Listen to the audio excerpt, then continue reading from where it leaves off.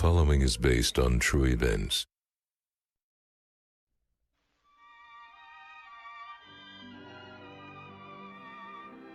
Good evening, and hello. Tonight's episode is going to have a fairly spooky vibe. It would be perfect as a Halloween episode, but it's February and we don't want to keep you guys waiting.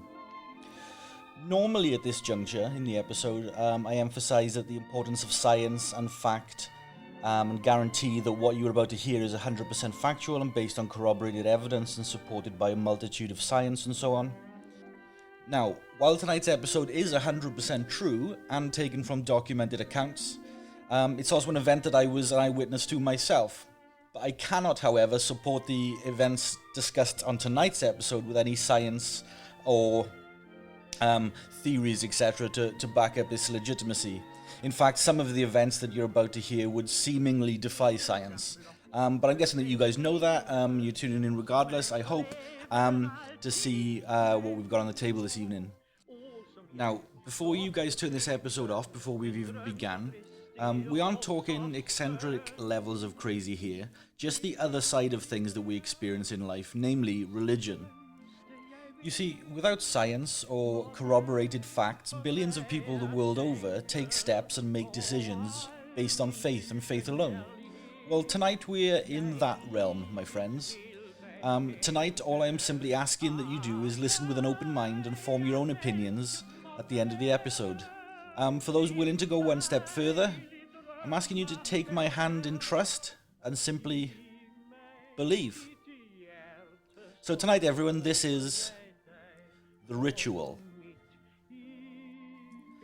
Generally, like in the run-up to Halloween, for example, many of us are open to a frightening supernatural adventure. A good scare that can be a bonding experience. And in this spirit, many of us have dabbled with Ouija boards, either in earnest or jest. Perhaps even getting slightly fazed by the apparent disembodied messages, sometimes surreal and foreboding, emanating from the board. While there is no evidence that we can truly communicate with the dead, phenomenon like Ouija board and automatic writing can truly give us a fascinating insight into our own psychology and serve as a reminder that we can all too easily fool ourselves. Our fascination with words from beyond the grave is nothing new. In the mid-19th century, the growing spiritualist movement had begun to experiment with ghostly message transcribed by table turning, a precursor to the modern Ouija board. In table turning, the alphabet was inscribed on a table upon which all participants laid their hands. Seemingly ethereal whisperings would soon appear from the void as the table tilted towards the imprinted letters. Such demonstrations of spiritualism convinced many in high society that a new force, perhaps a mystical one, was behind the haunting messages. But not everyone was so easily convinced. Michael Faraday, the prominent British scientist, was incredibly dubious on the claims of the spiritualists. To test the phenomenon, he had set about eliminating variables and alternative explanations. Using wood and rubber to increase resistance to movement, he observed no effect on the table's motion. His efforts showed that no special force was at play, and that his continued investigations led him to conclude that far from being some bizarre supernatural event, table tipping was nothing more than a quasi-involuntary muscular action.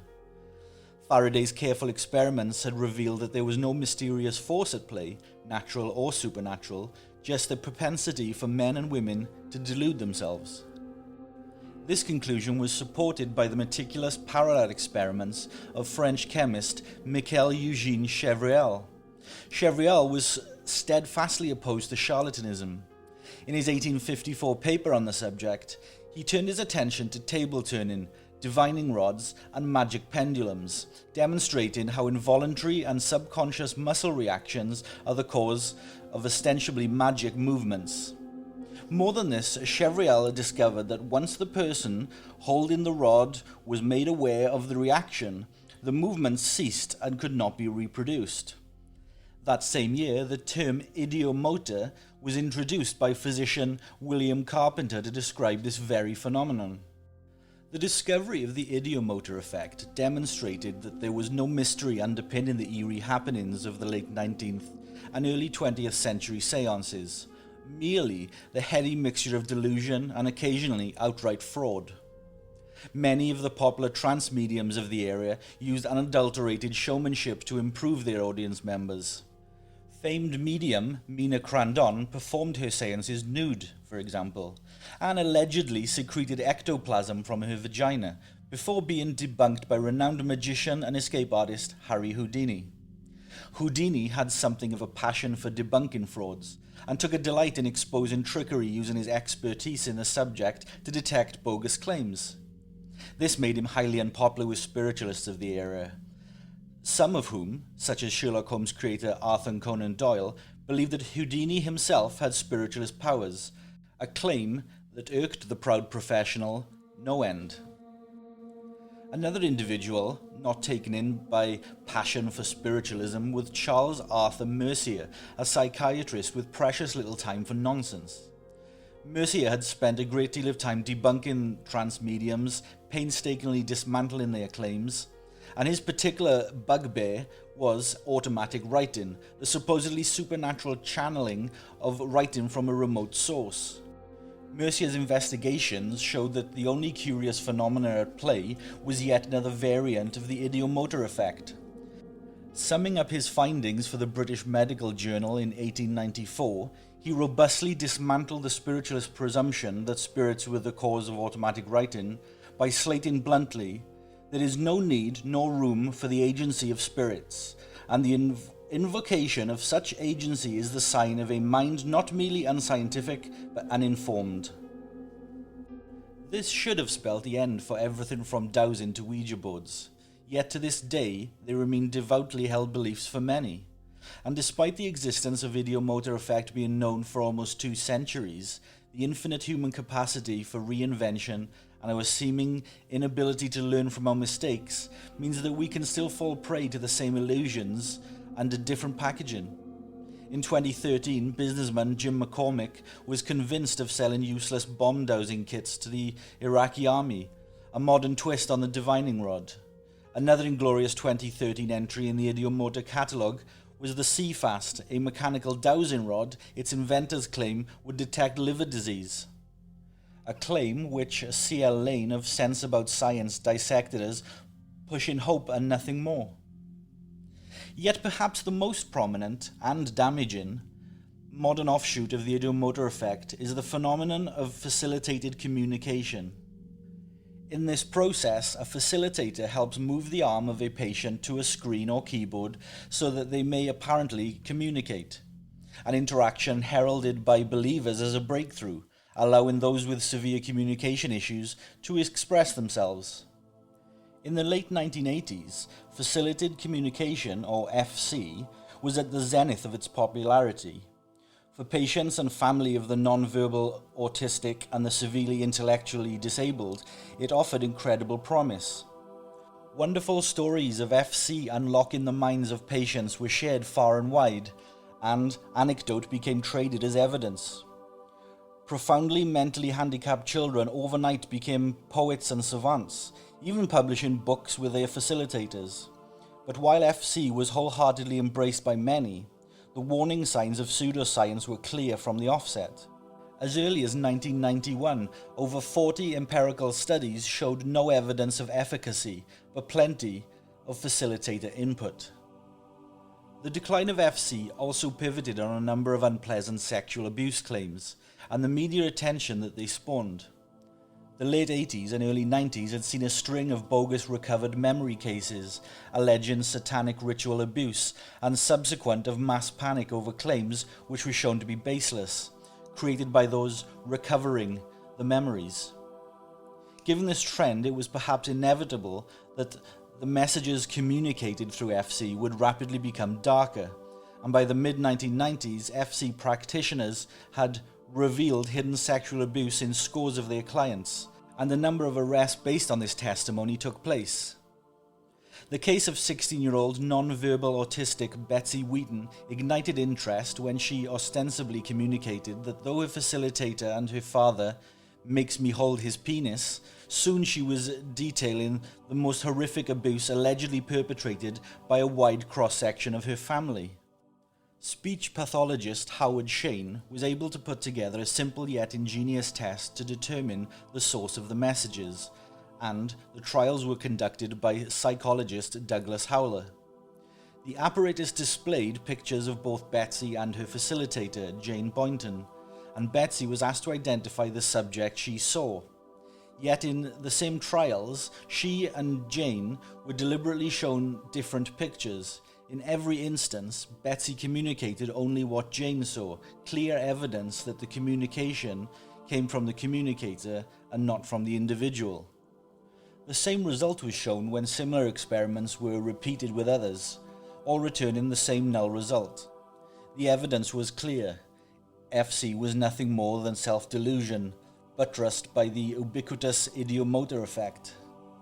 The facilitators weren't unlocking the thoughts of profoundly disabled patients, they were subconsciously projecting their own. The ensuing backlash should have been the final nail in the coffin for FC, but as with many pseudosciences, it has simply refused to die. Howler himself, a former believer in FC, lamented that while the evidence is incontrovertible, it would take more to shift the convictions of communications. We had overwhelming evidence for facilitator control, he said. It began to dawn on us that the impact on facilitators was going to be traumatic. FC had become an essential part of their belief system, an essential part of their personality. Our ability to fool ourselves is unparalleled, and the ideomotor effect is just one persistent way of our own curious psychology that can push us towards erroneous conclusions. It serves as a reminder that no matter how compelling the anecdote, all claims must be scientifically evaluated to rule out our more innate capacity to delude even ourselves. In the words of Richard Feynman, the first principle is that you must not fool yourself and remember that you are the easiest person to fool.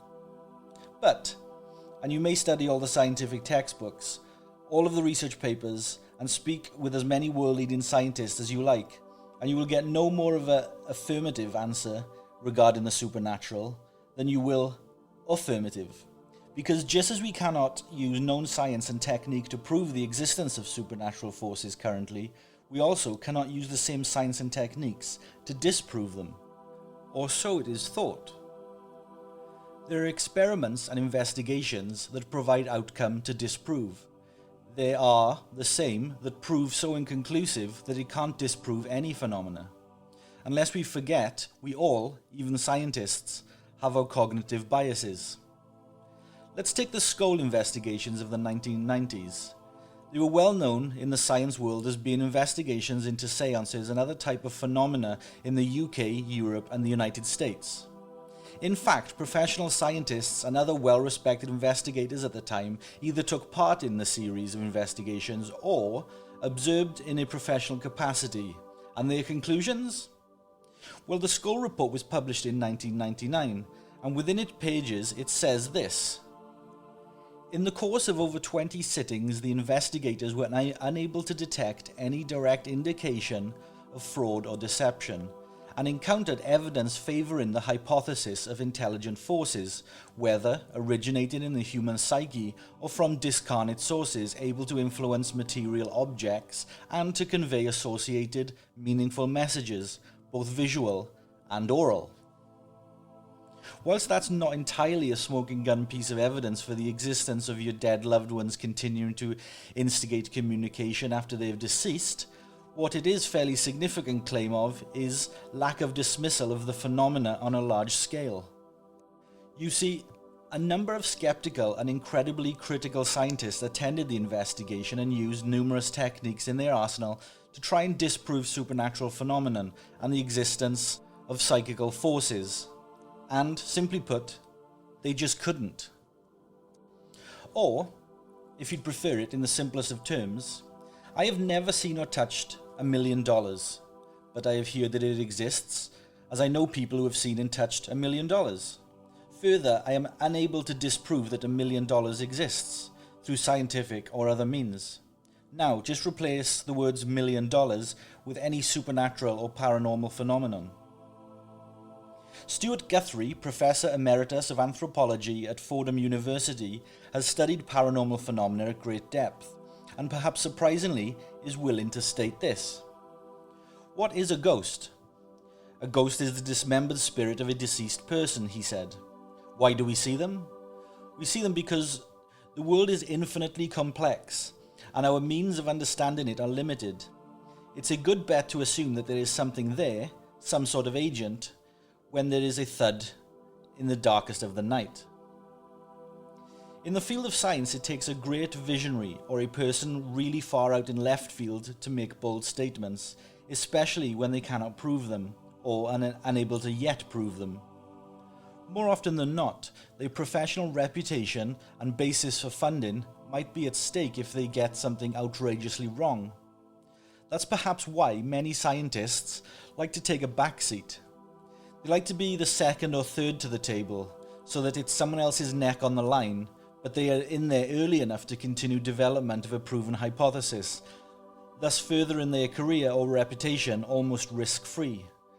Scientists willing to take that ultimate leap of faith are very rare, however, and perhaps one or two per generation only. They almost never come along.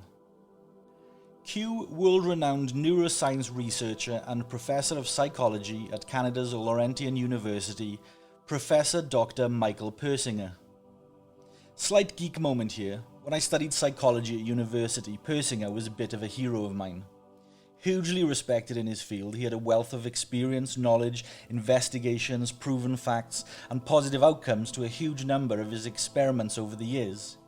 I read his published works in their entirety multiple times, and the man's hypothesis and theories sat perfectly right with me.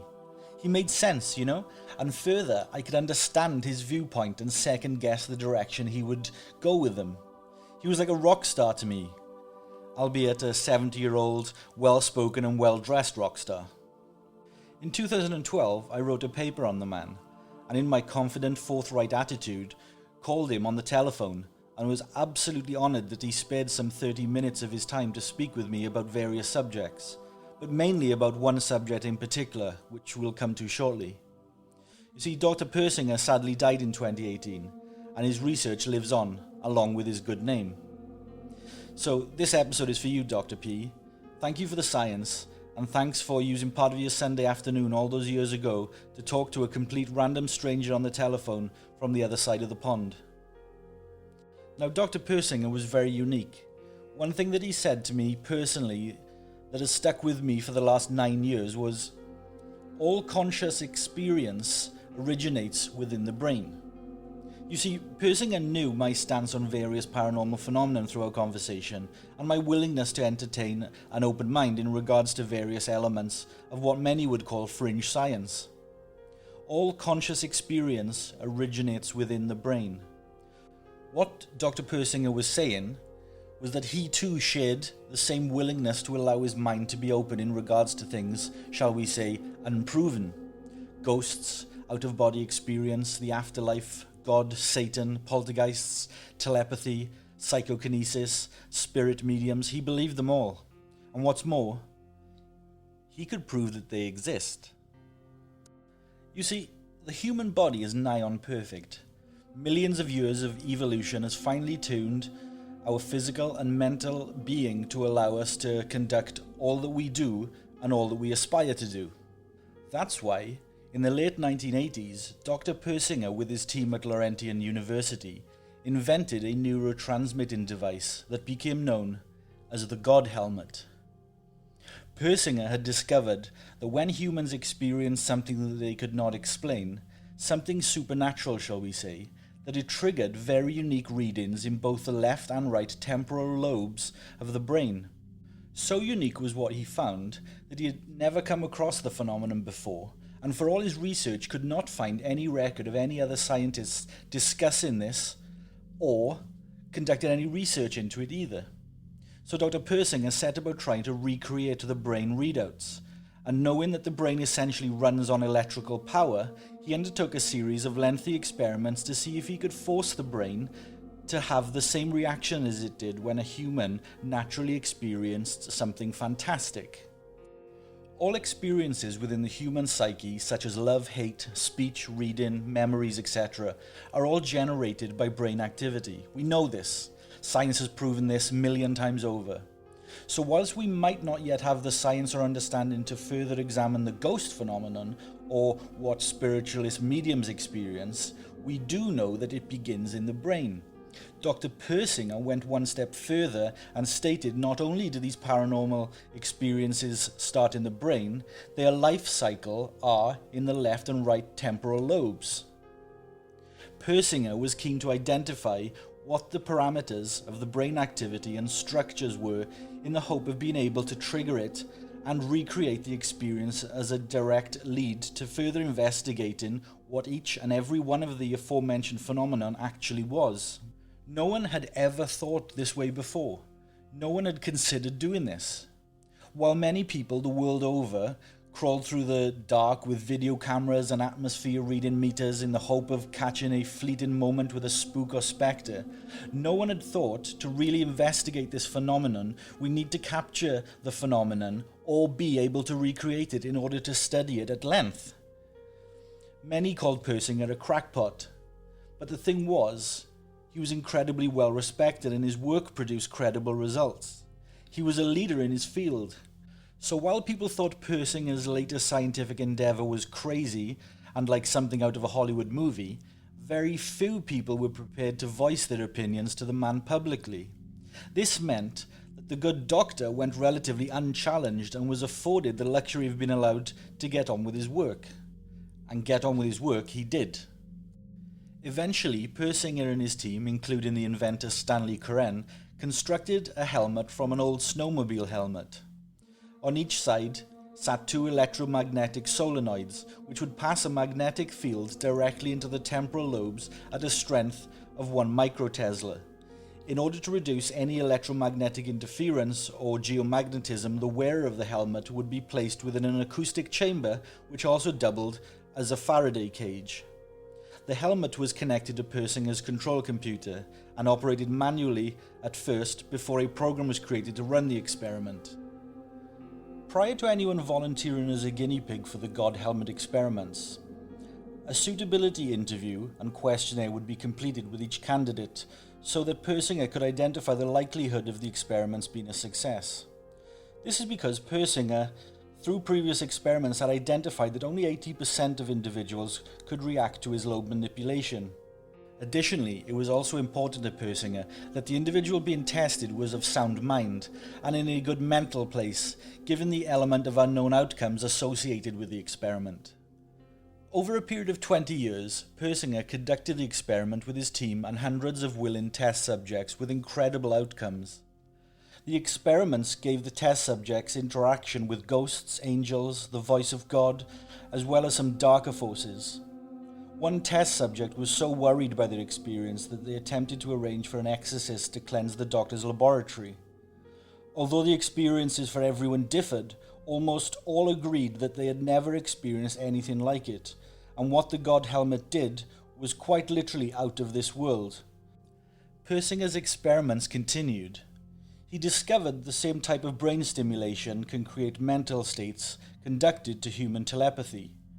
Persinger stated in 2014, "What we have found is that if you place two different people at a distance and put a circular magnetic field around both, and you make sure that they are connected to the same computer so that they can get the same stimulation in unison, then if you flash a light in one person's eye, the person in the other room receiving just the magnetic field will show changes in their brain as if they saw the flash of light themselves." We think that's tremendous because it may be the first macro demonstration of a quantum connection or so-called quantum entanglement. There's another way of potential communication that may have physical applications, for example, in space travel.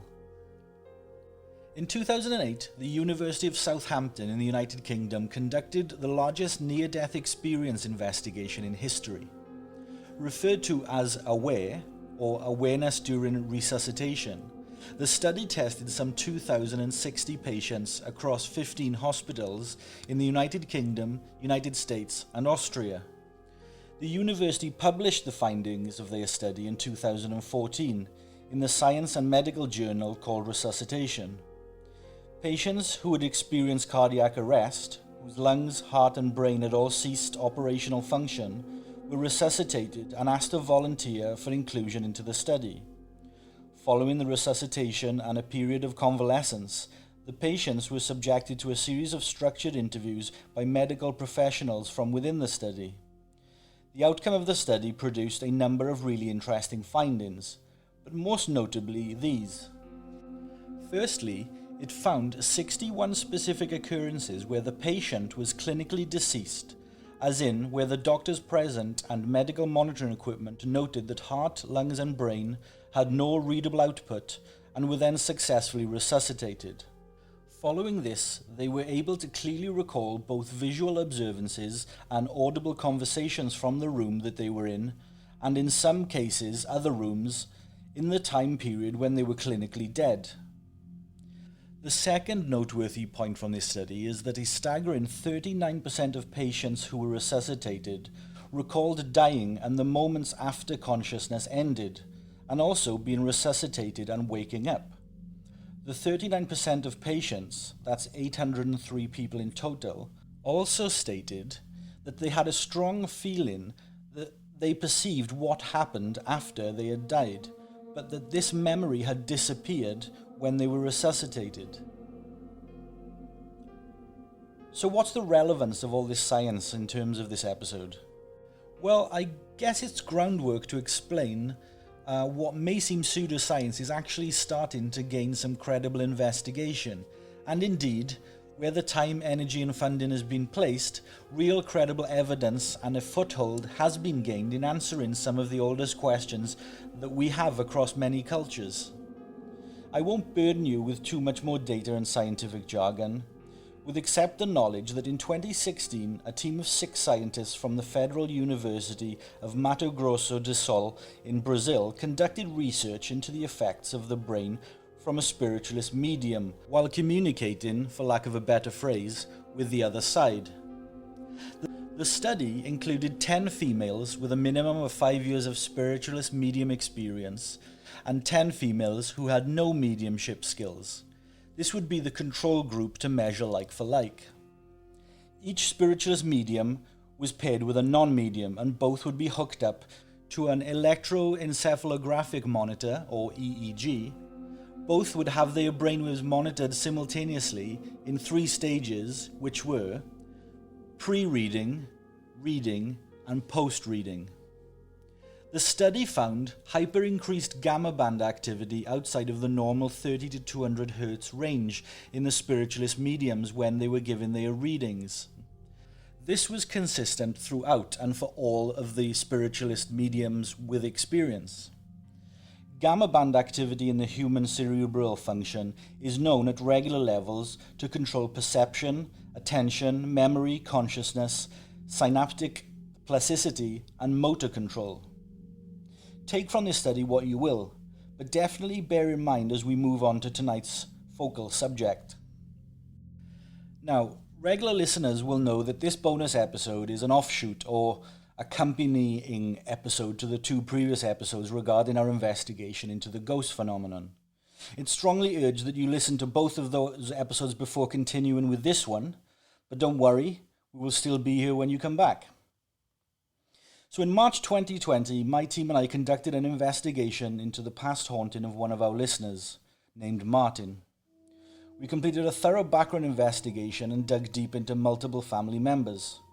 We conducted extensive interviews with Martin over a number of months and subjected him to polygraph testing and an investigation at his childhood home, which was now unoccupied. Martin accompanied us on this investigation, as did a paranormal investigation team from London that we had contacted to provide third-party expertise. The London team were acquainted with a spiritualist medium who had nearly 30 years of experience in her field, so we welcomed her along on the second night of the investigation too. We felt that the medium, whose name was Emma, could provide an alternative angle to our scientific approach into the investigation. I keep an open mind, shall we say, in regards to spiritualist mediums and phenomenon of that ilk. Whilst I'm confident that I can spot cold reading, Barnum statements, and a multitude of common tricks used by many of the frauds out there, that doesn't necessarily mean that there could be individuals in existence that are able to do what they claim to. Open mind and a willingness to believe. Now, I mentioned about cold reading. Well, in the room during the seance ritual, although not directly taking part, was Mark from my team. Mark had specifically come as part of the investigation to monitor and shadow Emma, given his background and interest in mentalism, the 13 steps, magic, and the psychological sleight of hand techniques that are used so commonly by tricksters. The moral dark side of magic, as I like to call it, purely because the skills needed to perform some of this magic, in the wrong hands, could pose quite dangerous.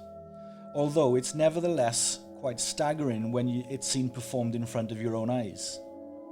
One such example I can recall being in a record shop in my hometown. The person who I was with claimed, very confidently, that he would approach the person serving, purchase a badge for £1, and get her to willingly hand over £100 to him. Intrigued, I walked to the cash register with him, and he engaged in conversation with the store worker, asking how her day was going, if the store had been busy that morning, and if she liked the band that was named on the badge that he was purchasing.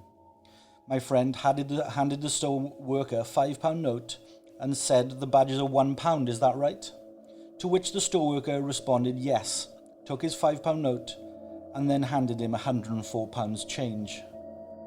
My friend looked over at me and grinned, before asking the store worker if she had given him the correct change. She even said, "Yes, that looks correct to me, £104 change."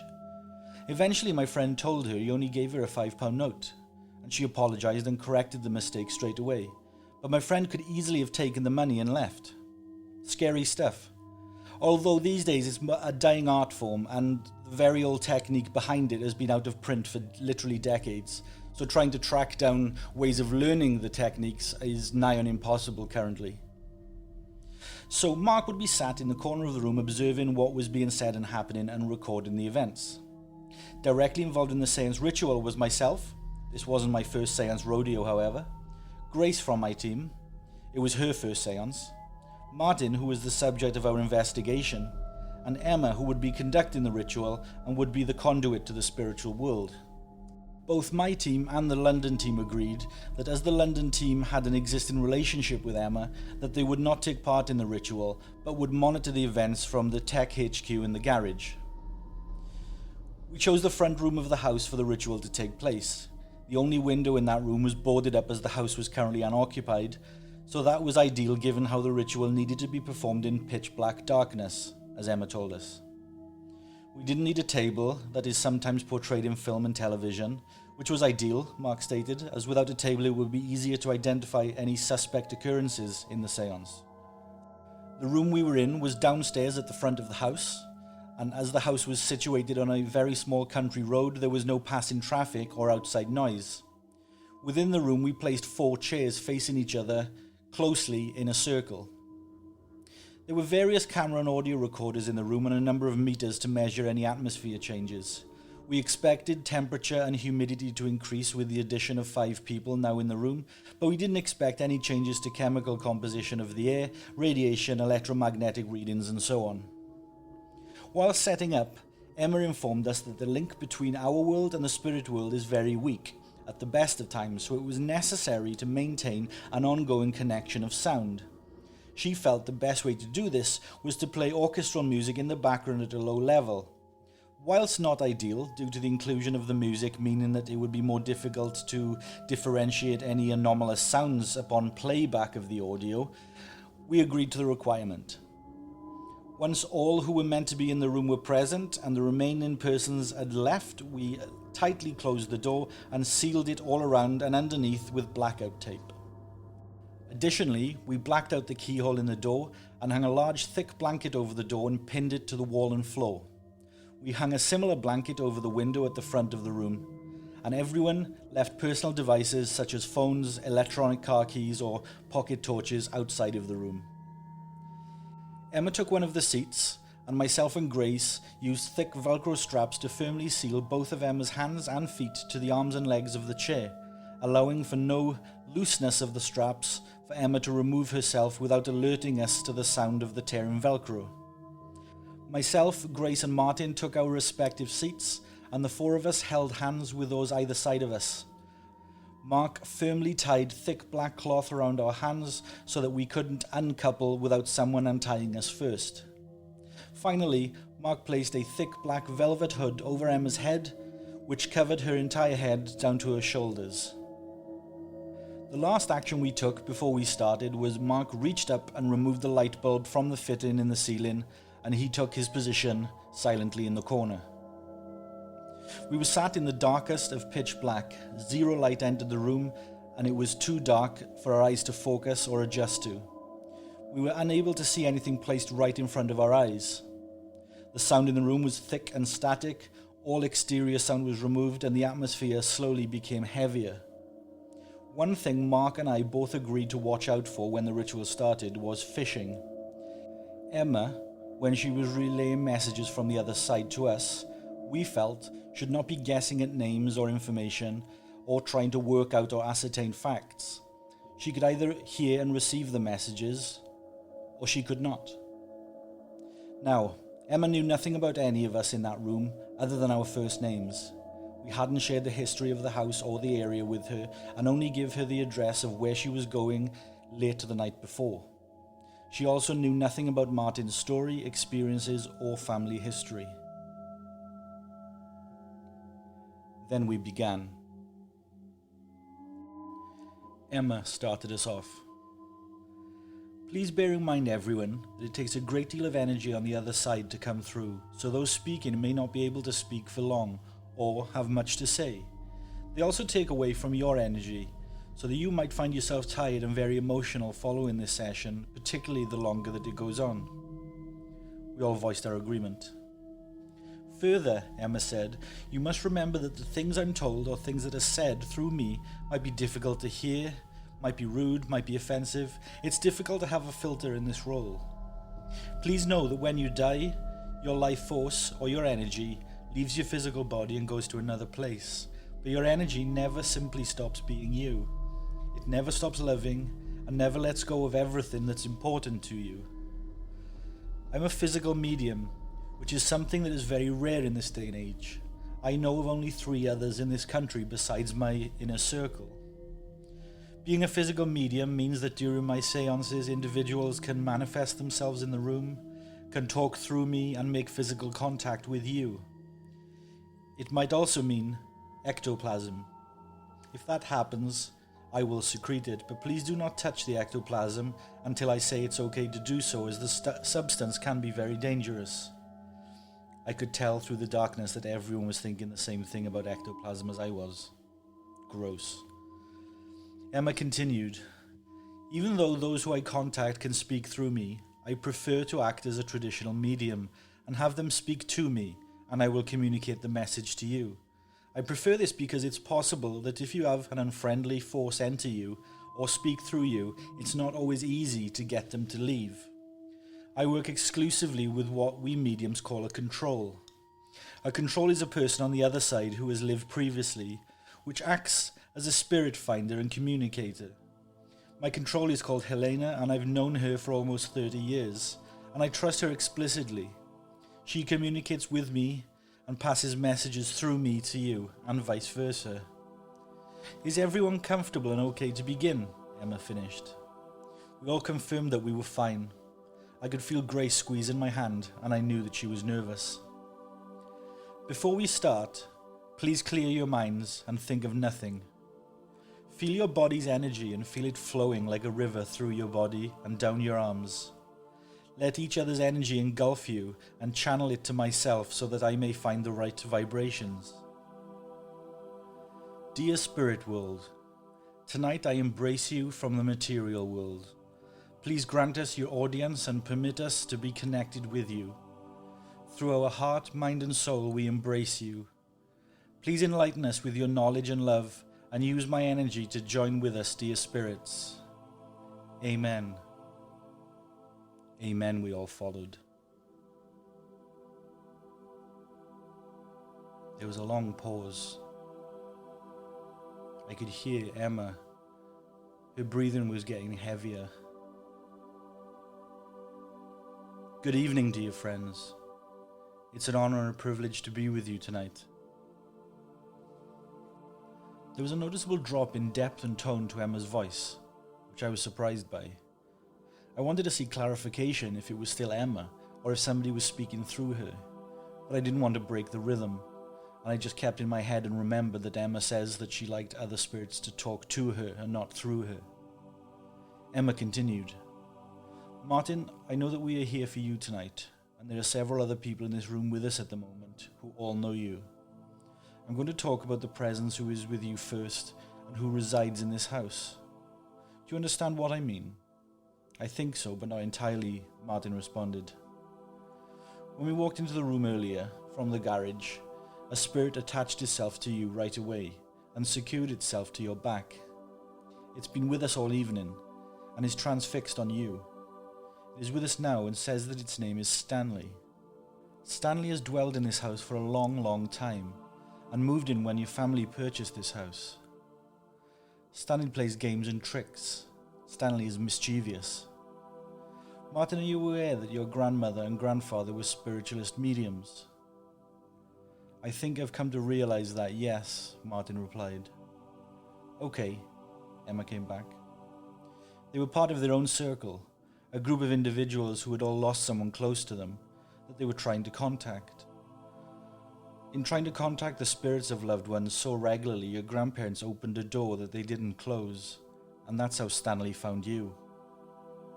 As you were young, you had a tremendous life force, a life force energy that it could gain from, but it had to keep you close.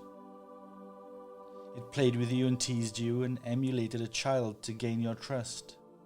Do you understand this?" Martin responded with his voice shaking, "Yes." "What is Stanley? Is he the spirit of a dead boy?" After a short pause from Emma, she gave Martin the answer I suspect he didn't want to hear, and an answer that sent a cold shiver down my back and arm. "No," Emma said, "he's not a young boy, but he wants you to think that he is." "So who or what is he?" Martin asked again. "I don't know, but he has never been alive in the physical world as we know it." Silence. "Is everyone okay to continue?" Emma asked. "Yes," we all said in nervous unison. As we said that, I picked up a faint smell of smoke, ever so subtle. "Can anyone else smell that?" Grace said. "A gentleman has joined us," Emma said. "I suspect Martin can tell us who it is from the smell of his pipe smoke." "It's my grandfather," Martin returned. "He has a message for you, Martin, and I'm going to voice his words, word for word. Do you understand that?" "Yes," said Martin. "He's saying that you have the answers that you've always wanted, so you should let go of the fear that you have within yourself and from your childhood. Let the fear go and let the house go. He says both him and your grandmother are incredibly proud of the man that you have become, and we are still with you every day, and we love you so, so much." Through the dark, I could hear the raw emotion coming from Martin. He asked Emma, "Emma, I asked my grandfather a question a few days ago. Can you ask him what the answer is?" "Of course," Emma replied. There was a short pause, and Emma said, "You asked your grandfather that if it's truly him that comes through at some point this weekend, to give you a code word that only you and your grandfather would know. He said the answer to that is Little Bear." Martin gasped and sobbed. "What is this, please?" Emma asked. "When I was a little kid," Martin said, like 2 or 3, "I used to have a teddy bear onesie. And ever since then, from that point, my granddad used to call me Little Bear as like a nickname." Martin asked if we could stop there, and Emma obliged. But before we did, Emma said she was keen to convince the 2 skeptics in the room, which obviously meant myself and Grace. Now, for the purposes of privacy, I won't say who she spoke to in the spirit world in relation to the message that I received. But, and please appreciate that I'm 100% deadly serious when I say this, Emma gave me a name outright, who was a deceased family member of mine, and told me what the relationship between them and myself was. She then told me something very personal that only me and that family member ever knew. Neither of us had spoken about it to anyone else. It was just something between the two of us. It was not written or logged down anywhere. It was just something personal, a conversation that happened between the two of us. There is no way she could have researched or found that information from anyone except me, and I have not spoken of it since I was around 10 years old with anyone. Emma had convinced me. No matter what you think or believe, what you have read and researched, or what your religion states is the truth, there are things out there that science cannot explain, at least not yet. But some things, all it takes to experience is a leap of faith.